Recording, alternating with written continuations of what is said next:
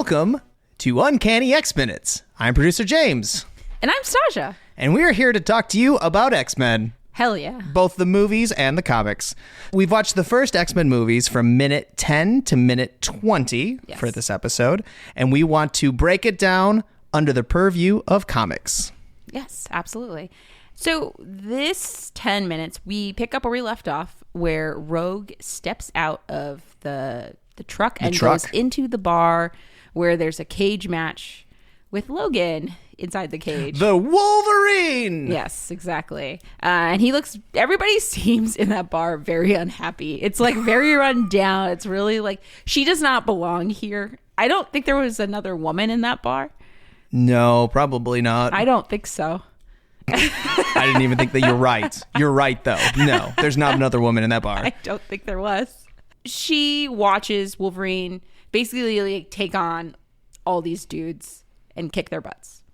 It's a weird type of cage match because it feels like there's not betting going on. It's like it almost feels like the Spider-Man scene where it's like, well, if you can last 3 minutes, you with Bonesaw, you get money. Like it seems like that sort of thing. Yeah, except for the fact that it was like they were saying, "Are you going to let him take all your money?" So it implied that there was some betting, but it was like the whole house was betting against Wolverine. I guess. I don't know. Anyway, he's successful. It's Wolverine. Yeah. He has healing powers. Sure. He's at the bar. Rogue's at the bar getting kind of side-eyed by the bartender for just drinking water. And then Logan... For an underage girl only ordering water? Yeah. I guess it's Canada. It should be a lower... Maybe she's under the drinking age. But but I think she's like only 17, right? I can't remember. Anyway, they kind of look at each other. He's confused about this girl. And she, watches him get into another fight. But this time out of the cage match, when the guy he lost to him is like, "I know what you are." And you see like the little TV going off about the UN. It's interesting. Yeah. It's kind of establishing, again, these are more establishing shots of like the world around the X-Men and the mutants and stuff, which is nice. Well, this interaction is very important because it's just a nice, good old fashioned hate crime. Yeah. I mean, that is what is that. I mean, that's he comes up to him and goes, "I know what you are." And the bartender goes, "Get out of here, freak." Yeah. With the gun. And then, Rogue stows away. Wolverine finds her out. And then because he's a sucker when it comes to poor young mutants who are lost to the world, he just basically takes her on anyway. Sure. And they start to get to know each other. But as they're starting to become friendlier, all of a sudden there's a huge car crash after she told him to put on his seatbelt and he didn't. And he goes flying out the window. That's it. Sabretooth does show up and knocks him for a loop. Sure. This ends with Rogue being stuck in the truck with fire behind her, and Wolverine seems to be knocked out. Yeah. So that's what happens in this minute. Yeah. Wow. So much going on. So much going. It's funny. I listened to the commentary again, and that whole bar scene was added like way late in the production. Really? Yeah. They realized they needed something more, and I think they needed something to introduce Wolverine better. Okay. So they added that whole scene. So it started with her in his truck. I guess so. I think maybe it was more. It may have been more the fight was added, like the cage fight. The cage fight, rather than just seeing him in a bar or whatever.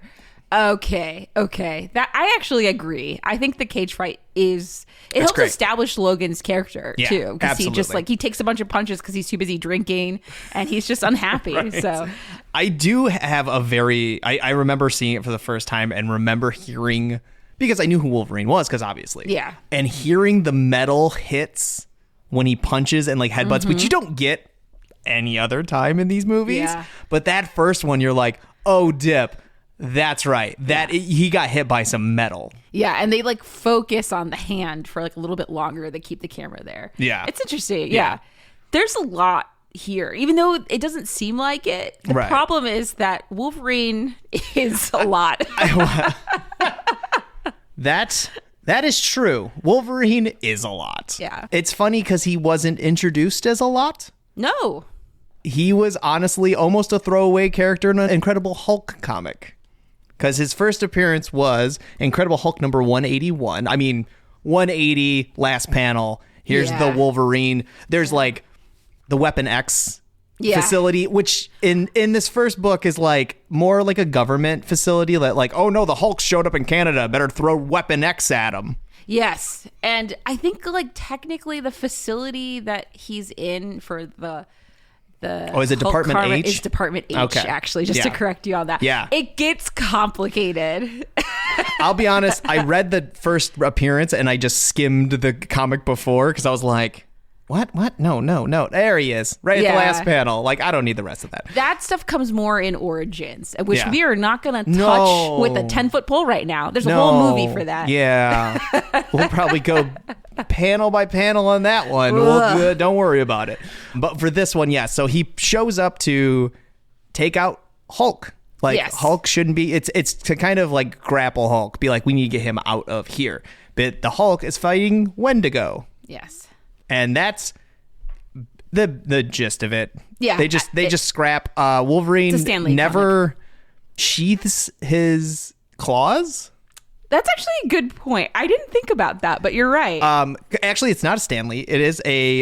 It was a Len Wein comic with a different artist. Oh, okay. But it was actually created by the editor-in-chief at the time. Okay. Roy Thomas. Len Wein, and then partly John Romita Jr. or sorry, Senior. Interesting. Junior is very important to the X-Men. Not Junior, but Senior. Senior designed him. Okay. Marvel's editor-in-chief was like, "Hey, I want elevator pitch of Wolverine. I want a Canadian short, stacky guy that goes by the Wolverine." That was all he said. You know what? He killed it. And he got that. So. And important to note, adamantium claws. But did they say it in the first book? Yes. Okay. They do say adamantium claws. Yeah. I can't remember if it's in this one or if it's in the Iron Fist one, I think. Is it Iron Fist? Whatever the next Wolverine appearance is. Well, the next Wolverine appearance is Giant Size X-Men #1. Then it's either in Giant Size X-Men #1 or it's in, I think it's actually in the whole It's very comic. early. Yeah. They do say adamantium. And I noted that because I was like, that's really early. Yes. No. I think they had adamantium early because for another comic I read for this episode, Constrictor has adamantium coils. Yes, you're right. So, I mean, like, adamantium was around. Was jumping around in the Marvel universe. So this is pre-Bone Claw situation. Like Wolverine has adamantium claws. Right. Period. Right. Yes. That's it. So I think in the design, it's one of those things where things were a little ambiguous. I think his gloves were supposed to be adamantium too. But interesting. Yeah. That doesn't matter. Like he doesn't unsheath his thing. So it was one of those things where it's like, are his claws even retractable? Are they just attached to the gloves? Just attached to the gloves? I don't know. We don't really need to worry about it in this comic. They can worry about it later. Which is what they did. And then Giant Size X-Men #1, which, if you've never read, is the first iconic, like, huge comic that most readers probably should read. I think you should read Giant Size X-Men #1. It is a collectathon of X-Men that most of whom you probably would know. A lot of staying power in that issue. A lot. It's basically where they collect everybody to save the original X-Men. So, like, the one character that's, like, there at the beginning, besides Professor Xavier, is actually Cyclops. Yeah. Yeah. And then you see all the panels of, like, going to pick up Storm and what Storm looked like and going to pick up Pyro. And, like, it's really interesting. Sunfire. Sorry, not Pyro. I'm thinking about the movie later. Yeah, you are. Nightcrawler. Yeah. He's in there. Colossus is in there. Yeah. It's your when you don't think about the original crew, this is the crew you think about. Right. Or you think of a combined force, which is actually what happens at the end of Giant Size X-Men #1. Correct. They're all together. There's 13 X-Men at the end of that issue. So many. And I was like, yeah, that's right. That's how you start this. Right? So yeah, Wolverine was kind of he wasn't an important character. No. Claremont and Byrne thought he was okay. They actually liked Nightcrawler better. I mean, or was it Claremont one of them liked Nightcrawler better and always championed for him, and Wolverine almost left the team, and then later creators like bumped him up more, and then to the degree of now he's in everything. He's literally in everything. I kind of wish Nightcrawler had a lot more staying power. I feel like it was kind of unfair that Nightcrawler kind of got exercised to Excalibur for a while. It was just a little bit of a bummer. I think Nightcrawler is great, but I've heard that Excalibur run's amazing. That Excalibur run is amazing, but nobody read it. Some people read it. I read it. If I heard it was amazing, someone thinks it's amazing. Anyway, do you have anything else you want to add about Wolverine's early stories? We're going to have plenty of time to talk about Wolverine in plenty of other ways. I feel like that's fair. Can move off of Wolverine. Well, we're going to keep talking about Wolverine. his like early stories. Yeah, absolutely. The other thing that I think is worth talking about here about Wolverine is the relationship between him and these young mutants who are most of them are female mutants and are just kids who are like lost or struggling. He picks those kids up all the time. He collects them like Pokemon. He really does. There's Kitty Pryde. There's Jubilee. Sure. There's Armor. Oh yeah, that's the one I forget half the time. A lot of people forget about Armor. Don't get me wrong. Love Armor. I forget they had a relationship like that. I get it. And then finally, I actually argue that this is the case. A lot of people don't, but I do. I think Quentin Quire falls under this category. Yeah, I haven't read that stuff. I 100% do believe Quentin Quire. Yeah. Because Quentin Quire, after his huge thing at the UN, I'm spoiling some of the stuff, but this is not that. So what run is this? This is right before Wolverine and the X-Men. Okay. So Quentin Quire gets completely manipulated by actually the Brotherhood of Evil Mutants, but a later version of it. He makes a huge scene at the UN, makes all of the diplomats confess their deepest secrets on national television. Feels like a very Quentin Quire thing to do. It is a very Quentin Quire thing to do. If I may, punk rock. Very punk rock. I love him. But he gets kind of captured by S.H.I.E.L.D. and has literally they have him in a containment thing. I mean, it's horrible. He was in a containment suit in Utopia. He got broken out, did this, and then they contained him again. He gets released to Wolverine, and Wolverine treats him like a normal kid and is like, this, you can't be doing this. Oh, so in Wolverine and the X-Men is what you're... Yeah. I wouldn't have equated that, but you're right. That is what that is like. There's so much in Wolverine and the X-Men between Quentin Quire and Wolverine, and Quentin Quire going back in time, and their kind of antagonistic relationship. It's a little different than he has with Kitty Pryde and Jubilee and Armor, but it's very similar in that he is guiding him, and at the end of that, Quentin Quire is one of the only people that graduates. Yeah. Wolverine releases him into the world as a changed kid. Yeah. I absolutely will die on that hill. I'm here with you. I agree that's right up there. I think some other noteworthy things if we're going to talk about his mentorship. Kitty Pryde, there is a specialized run, which is Kitty Pryde, and Wolverine and Kitty Pryde is actually the name. It's set in Japan with Ogun. Okay. And Yukio, and it's all of Wolverine's old haunts, and she gets kidnapped and turned into a ninja assassin. I was about to say, is this when she becomes a ninja assassin? This is exactly when she becomes a ninja assassin. So there's that, and then kind of Wolverine's there to save her, and it's that relationship. There's also Wolverine and Jubilee. Right after she becomes a vampire, literally. Oh, okay. The next issue. Because in the animated series, it's from day one. In the animated series from day one. I think there's some of that in the comics too. Yeah. But the one that stands out to me are these single runs that I think are really interesting that explore that relationship really deeply. And this one is also called just Wolverine and Jubilee. And it's about her becoming a vampire and kind of getting treated badly by all the other mutants in Utopia. Because she's a vampire. Yeah. And she thinks everybody's afraid of her. Nobody likes her, whatever. And Wolverine is kind of there to guide her and be a rock and help her through this transitioning phase. Because if I recall, he can't be turned into a vampire, right? She turned him into a vampire and then he got better. Right. That's what I'm saying. I think his healing factor kind of makes him essentially immune. I wasn't sure if he had gotten turned. No, this is actually really important because that's why they partner them together, because she has to continually drink his blood. Ah, there it is. Yeah. So she gets some of his healing powers during this. So she can walk a little bit outside in the sun and things like that because she has Wolverine's healing powers. It's also Wolverine, Jubilee becoming a vampire is a great run. And again, not a huge fan of Wolverine, but him being there is like, I think that's what it is. It's when Wolverine's the focus. Yes. Is where I'm like, man, you got a lot of baggage and you got a lot of drama and like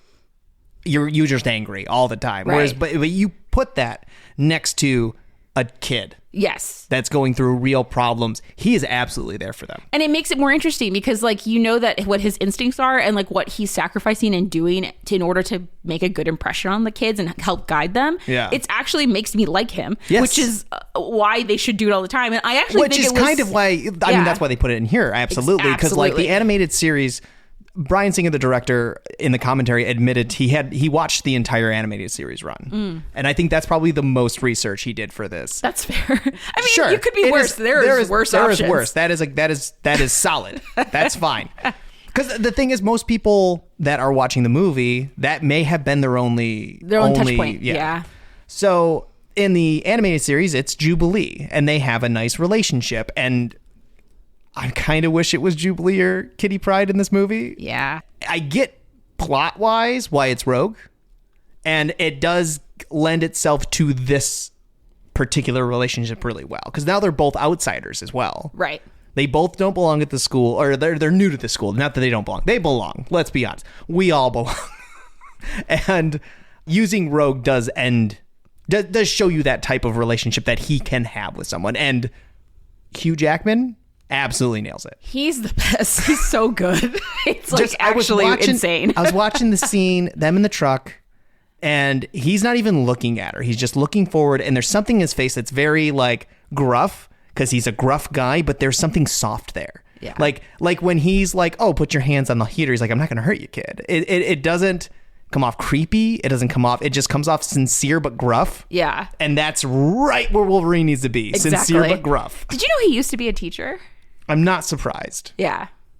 I know he's done a ton of Broadway. Yeah. No, he used to be like, here was a reporter that was interviewing Hugh Jackman, and he didn't say anything to him. Oh, I did see Hugh Jackman that. was like, I taught you PE. Why are you pretending like you don't know me? I did see that clip. I forgot about that. And I thought that was really sweet. And I think that some of this, like, I think Hugh Jackman was really good casting for this, because that's that energy. Like, having somebody who taught kids be in a movie where it's about, like, let's be honest, X-Men is a representation of that, right? Yeah. Like kids going through puberty. So like, I thought that was, you're right. I think he does such a good job. And also when he wakes up, freaked out. Yeah, we'll talk about that later. Next episode. Anyway. That's next episode. Yeah. There is one more bit of trivia in the commentary I thought was very interesting, and that is Hugh Jackman wasn't the original cast Wolverine. I've heard this. I don't remember who it was. They didn't say on the commentary, but they said they filmed for a month and a half. Whoa. And then the other guy had to drop out due to scheduling, so they must not have filmed a lot with him. Okay. But due to scheduling conflicts with something else, oh my God, Hugh Jackman ended up coming in. I'm like, how is there anyone but Hugh Jackman? I want to know who that was. Well, we'll look it up. Yeah. I'll look this up later. You know what? We got plenty of Wolverine minutes spanned across this entire series. We'll get back to this. I actually found it. It was Dougray Scott. He was a Scottish actor, and he was forced out by Tom Cruise. He was in Mission Impossible 2. That sucks to leave Mission to have to leave. Oh, that guy. Yeah. To leave X-Men 2. He's the big bad in Mission Impossible 2. Yeah. Anyway, I think that even though this is not exactly Rogue is older in the comics. This is not the correct age for her, so her and Wolverine would not be like this, but that's fine. Honestly, if you got something cool to do, sure. Yeah. And I think they didn't want her as a heavy hitter, then do her younger. Yes, you have to. If Rogue is too powerful. Which is fine if that's what you want. If you need a bruiser on the team, because they don't really have a bruiser on the team. It should be Storm, but they power her down insanely in these movies that I just don't understand. Or Colossus. They should have been there. Yeah. I mean, I'll get there next episode. We'll get there next episode. Either way, at the end of the day, the relationships, having Wolverine be a mentor to a young mutant girl is correct. Like that is like, it might not be, the details might not be right, but the vibe is on point. Good job picking that up, because that's actually like, I'm actually kind of surprised that was part of these movies at all. Yeah. And it's like honestly really good. So bravo. I'm a fan of that. Bravo. A+, bravo. Lastly, they get in a car accident. You can see his healing factor, which I always love. It's a good, subtle way to be like, hey, he can heal. And the way that... And you see his metal skull coming out of his out of his bruise. Yeah, and then Rogue taking a couple moments being like, what's going on? Okay. Well, because you wouldn't think... You would think that the claws were it. Right. It's not. It's not. Well, the other thing, it's subtle, but he does do the nose sniff too. They're implying a lot about his powers. They do a close up on his yeah. Which with they talk about the commentary in a minute, but like that is the problem with a group of superheroes is that you need to show what everyone can do and you need to do it fast. Yeah. And this 10 minutes shows you Wolverine's multiple powers. Yeah. And then I guess Sabretooth his are all on the surface. And then immediately after, and we'll see in the next scene, it's literally like the shot after this, the couple shots after this, you get Storm and Cyclops right away. Right away. Yeah. Just like immediately rapid fire. Yeah. So all within this kind of scene, you get almost all of the X-Men's powers or all the mutant powers, like rapid fire, which I think is good because you don't need to Cyclops you don't need to explain out to of me his eyes. I get laser it. eyes, right? Got it. like I don't need that, right? So then we get Sabretooth. We get some Sabretooth, which is not much. We can't really talk about it here because I don't think there's nothing really here except for he's like a big scary man. They fight. Well, their whole fight is right here. Is the whole fight here? I thought between the two of them. Okay, this fight is it. Okay. Because he knocks him out and he does him on the windshield. Then later Yes. He gets knocked around next minutes. But Sabretooth is not like an originally X-Men created character. Yes. He was originally an Iron Fist. He was. A couple of times. And in Iron Fist and Power Man. Yeah. Yes. Yeah. But he was created by Chris Claremont and John Byrne. Yes. Which makes sense why he gets added to X-Men later for that exact reason. Iron Fist number 14 is his first appearance. They don't really talk about mutants. I don't think he was originally supposed to be a mutant. He's just supposed to be like a crazy killer. I guess. Yeah. He's an assassin. Because in the first one, he's just sent to kill Iron Fist. Right. And in the second issue, he pops up again. He's guarding stolen art with the Constrictor. Right. So Misty Knight, Colleen Wing, the Daughters of the Dragon, are hired to steal a jade tiger out of a safe, and they're guarding it. Right. That's it. It's super weird. It's so weird to see him like that but that's the 70s, man. You threw characters in that were just kind of random. And then they get used in like insane ways like later. Like to me, as somebody who did not read Iron Fist at the time. No. You see him in X-Force. First of all, he doesn't show up in X-Men first. He shows up in X-Force first. Which this is the X-Factor, excuse me. 70s X-Factor. Yeah, 70s X-Factor. Which is, so we were talking about in the timeline of X-Men, you have the original crew up to giant size X-Men. All those people were introduced, we said earlier in the episode. Mm-hmm. Then they kind of split. Yes. And then eventually you get all of the originals back in X-Factor. Yes. In a very convoluted plot. Yeah, where I'm pretty sure that's the plot where Cyclops abandons Madeline Pryor and his newborn child to go back to be an X-Men because Jean Grey is around again. Yeah, it's brutal. But this is the one where they're both a government agent hunting mutants and also a different agency. It's a front. Which is a front for them to find mutants and save them. Right. Yes. It's a front. So then the government will call them instead of people that will hurt the mutants. And they pretend to capture or kill the mutants. And then they actually just whisk them away to save them. Which when you jump into X Factor number 10 out of nowhere and not reading anything before that, you're like, what? Yeah. To have to explain that in a random issue is like, I don't know what you're saying. Yeah, I get that. That's fair. And then the reason that Sabretooth comes up in that issue is because he's actually part of the actual real introduction of Sabretooth to the X-Men. If you want to ignore those earlier introductions, is actually when he's part of the Marauders, which commits the mutant massacre. He goes into the tunnels and he kills almost all the Morlocks, with a couple of other people who are working for Mr. Sinister, including technically Gambit.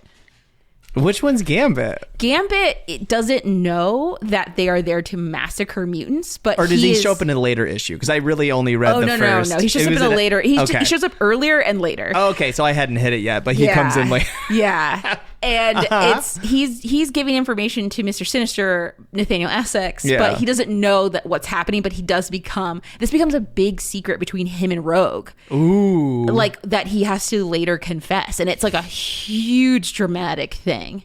It's brutal, but I like, so for him to like go from like this Iron Fist character to like one of the honestly most traumatizing, the Mutant Massacre run is horrible and amazing, and we don't have enough time for me to talk about the Mutant Massacre, but like he's legitimately scary. Well, and that's the thing. In Iron Fist, he's not. No. In Iron Fist, he gets beat twice by Iron Fist specifically, who comes into it being like, oh, Sabretooth is all power and anger and fury, and I've got the martial arts skill. But skill can only take you so far if somebody can overpower you with everything else. Yeah. So in the first issue they fight, Iron Fist gets blinded by the sun. The snow blindness. The snow blindness from the sun. And has to fight him blinded. And he still wins. And then the second one, Sabretooth, one of them turns off the lights. Oh, and it's almost like a similar thing. It's like, why'd you do this twice, first off? But secondly, it's the same conversation all over again. He's like, oh no, I gotta fight him. He's better than me in that. But he like takes him out like a punk. Yeah. Both times. So Sabretooth has no teeth. Literally. Like, it just, there's no teeth there. Yeah. No. This is... Then the mutant... then he gets introduced in a story called The Mutant Massacre. It is also a little jarring, though, because, like, there are a couple things that happen. He also gets beaten by the Power Pack, which is very funny. I was starting to read that issue. Yeah. I ran out of time and was like... Because I was like, he's in this issue, and I started turning. I was like, oh, this can't turn out well. It's fine. They like. I mean, it's a kid book. It's a kid book. The problem. I'm gonna kind of ignore that. Why is the kid book in Mutant Massacre? Because they actually they show up and Wolverine has to shoo them out of the tunnels and they don't go. But they just hear about it. I mean, the Mutant Massacre becomes like a kind of a pivotal point for other like characters. I think the reason is because the Fantastic Four. Mm-hmm. That's Power Pack has the Fantastic Four kids in it. They have Franklin. Yeah. Which is, I think, why. Because Franklin is so tied to the X-Men. First of all the suits of the X-Men were made by Reed Richards. Giant size X-Men #1, Reed Richards, called out by name, made every single suit. So, like, legitimately. So, like, there's a lot of tie there. So it doesn't surprise me that Fantastic Four is there. Right. And that's why the Power Pack is there. It's more that, like, why would a kid's book do a crossover with the Mutant Massacre, which is it called the Mutant Massacre in like X Factor? Like, I don't think it is. I don't think so. I think it's like, is it colloquially called though? It's colloquially called Mutant Massacre. I think it has something different, but I mean, it is talked about. But it's brutal. Like, if you're reading it in order, you read X Factor and it ends with Angel getting pinned to the wall like he's crucified. Insect. Yeah, insect pinning also. It's horrible. Like, but it's like, and it like causes like an emotional breakdown by Storm, who like has lost her powers, I think, at this point too, somehow. And it's just a lot. It's a lot. It is a lot. I don't have time for it. But it just shows that like Sabretooth was not really a threat before the X-Men. Yes. And then when they actually start writing him into the X-Men, that's when he starts becoming an actual. Was that also Claremont? Yes, at that point. Okay, I think so. I'll double check, but I'm pretty sure. But like, just showing you put him in the right situation and show that he is dangerous, because when he's only fighting your main, like the title of the book, of course he's gonna get beat. I mean, it was kind of a punk thing because it's one of those it's one of those stories where they're trying to pack a lot of story into one comic. Mm-hmm. So like, you don't have time for a big fight. Exactly. So you only have a couple pages. He's gone. He's done. Whereas like this Mutant Massacre happens over several issues across several books. Yeah, I mean, it is Power Pack. There's X Factor. There's the X-Men. There's Thor. I mean, there's a lot. He becomes this major player. Yeah, it's really interesting. I find it to be like, I like how X-Men can take characters and make them scary, and they do that a lot. Yeah, well, and I think that is part of the advantage of having a big cast of characters. Yeah, you could like maim someone and they'll be in bed for 6 months. Yeah. You can take them, you put them on the bench. Yeah. And now you have a scary character. You can depower someone. Now you got a scary character, you know. Whereas it's like, well, it's Iron Fist. Not much we can do. Right. He's going to win. He's going to win. Yeah. Anyway, that about wraps it up. Sure does. For this episode of Issues. I've been your host, Producer James. And I'm Stasia. And we'll see you for the next 10. Whew.